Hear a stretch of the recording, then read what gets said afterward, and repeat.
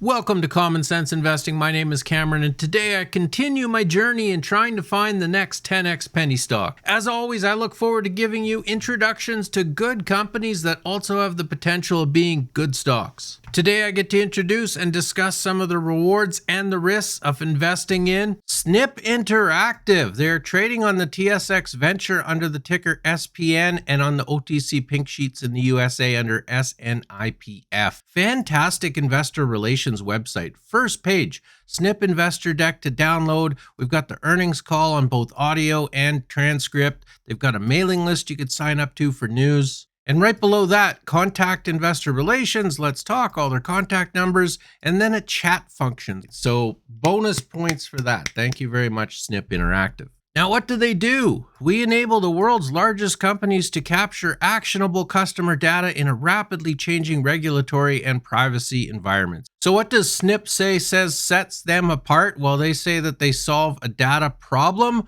and what data problem they say they're solving is for brands. So they're saying that retailers have all the power of purchase data, but the brands do not, and that is what they are trying to solve. They're saying that brands need to be more effective and efficient in their media spend and promotion. So this is what sets them apart. I mean, they have loyalty, receipt validation, rebates, promotions, store rewards, all kinds of data collection, ways to market a brand. Because what you'll notice here is none of these are Walmart, none of these are Costco.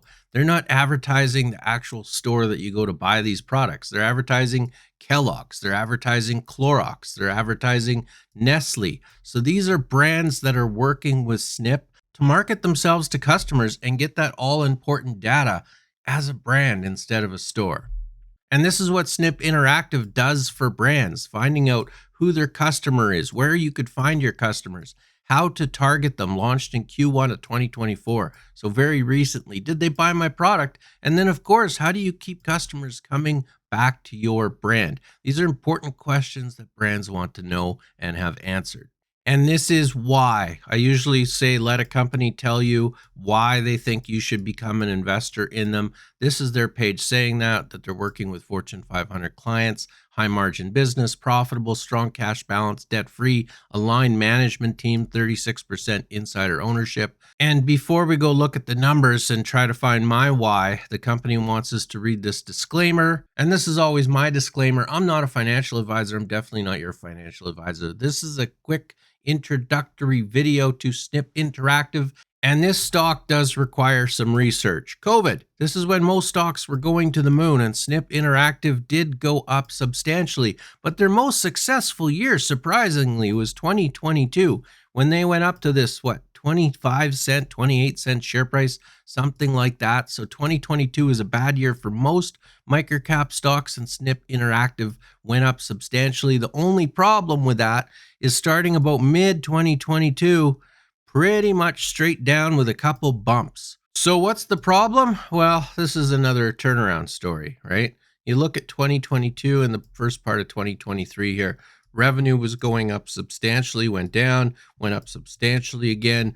They were still not profitable. The green bar, the revenue was still lower than the expenses. So we had a shakily growing company that was still not profitable. And then we have this major inflection point down right here in 2023, where Snipp goes from being EBITDA positive to a negative 2 million, negative 1 million EBITDA number on the quarter. That's ugly. But this is a turnaround story. Is the story over? Is this company just toast? Or can they make changes, and why did they make changes? Well, here's the story so far. In Q1, they had a revenue decline of 29%, so pretty huge, going from 6.6 million to 4.7 million. This revenue decline was expected. I don't think it was as expected as people thought, because before this, it was trading at around 11, 12, 13 cents. After this, it dropped to 7, even 6 cents Canadian. But overall, Q1 was a huge revenue decline and still not profitable, so shareholders decided to exit. Q2 was still ugly, as what happened is this company got rid of a legacy contract. That's why this revenue decreased by 33%. This is the large revenue contract that had low margins, and it crashed their revenue. However, you start to see the narrative for this company changing Q2. Instead of just being all ugly and yeah, the revenue drop is here, we told you it was happening. They're saying that they're poised for a strong third quarter with expectations for significant revenue increases in core Snipp business and continued margin improvements. So it's always interesting when I'm researching a stock and the company is saying that things are improving, things are getting much better, and shareholders disagree and are selling. I always wonder what the disconnect is. And this is probably the disconnect right here because dropping that legacy contract, remember it crashed the revenue 33%. And that's never good because revenue is the driver of everything else. If you're going to get earnings, profit, cash, whatever, you need revenue. And it is down 33% by dropping that legacy contract.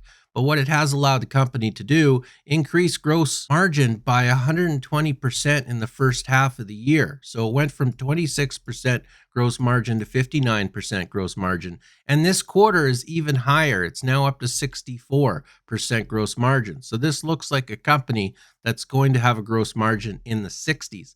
Also, inflection point. Not sure if it's going to last. It should, though. EBITDA in Q2 specifically was a positive 11,958. So there's no rounded zeros here. That's not 11.9 million. That is $11,958. It's not a lot, but when you look at EBITDA in the first half, they had a loss of 587,000. So this is a change. The other interesting thing is their bookings backlog up 23%. So while the company is down 33% year over year from dropping the legacy contract, the bookings backlog seem to indicate a company that should be growing at 23% moving forward from where they were in Q1 and Q2. Cash at the end of the quarter was $5 million and no debt. So that's interesting.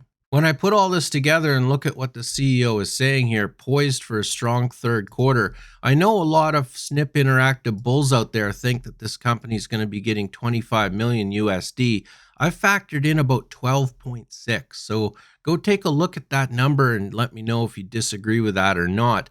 But basically, you're looking at what should be in 2024, a company with $22 million in USD revenue on less than a $14 million market cap USD. So this company has made a lot of mistakes. They bought some companies, they spent too much, and you have to question their ability to do merger and acquisition. However, right now, do they still have a good growing product? Is this still a good growing company? Are they at an EBITDA inflection point for positivity? I like the fact they have cash and no debt. Are they growing at 23%? So I'm leaving you with more questions than answers here, but here's Snipp Interactive for you to go research and to continue to keep watching and researching stocks like Snipp Interactive and others. Of course, I have a Patreon link down below. You've been watching Common Sense Investing. My name is Cameron. As always, thank you for your time.